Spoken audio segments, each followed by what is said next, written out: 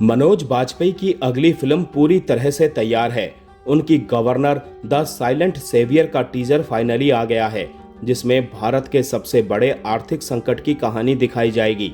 जब देश गंभीर आर्थिक बदहाली से जूझ रहा था, वहीं मनोज वाजपेयी गवर्नर का किरदार निभा रहे हैं, जो देश को आर्थिक संकट से बाहर निकालने के लिए आते हैं। अब टीजर कैसा है, आइए जानते हैं।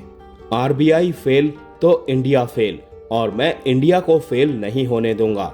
मनोज वाजपेयी की film governor the silent saviour का टीजर आ गया है।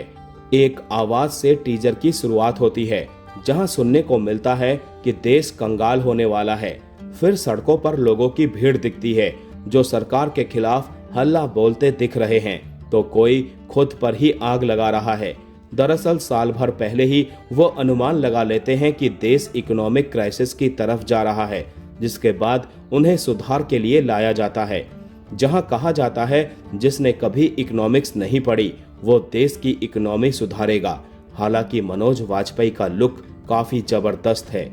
दरअसल द साइलेंट सेवियर गवर्नर सच्ची घटनाओं से इंस्पायर्ड है और 1990 के दशक में भारत की सबसे बुरी आर्थिक मंदी को सामने लाती है। टीजर में एक बहुत ही दिलचस्प कहानी की झलक मिलती है, जिसमें नेशनल अवार्ड जीतने वाले एक्टर मनोज वाजपेयी हैं, जो एक आरबीआई यानी कि राष्ट्रीय बैंक ऑफ इंडिया का गवर्नर का रोल कर रहे हैं, जैसा पहले कभी नहीं देखा गया। मनोज वाजपेयी स्टारर इस फिल्म को मराठी सिनेमा के पावर परफॉर्मेंस में से एक चिन्मय मंडलेकर ने डायरेक्ट किया है। ये एक अच्छा टीजर है, खासकर मनोज वाजपेयी गवर्नर के रोल में जंच रहे हैं, लेकिन कहानी को फिल्म में कैसे पेश किया जाएगा, सब कुछ इस पर ही निर्भर करेगा।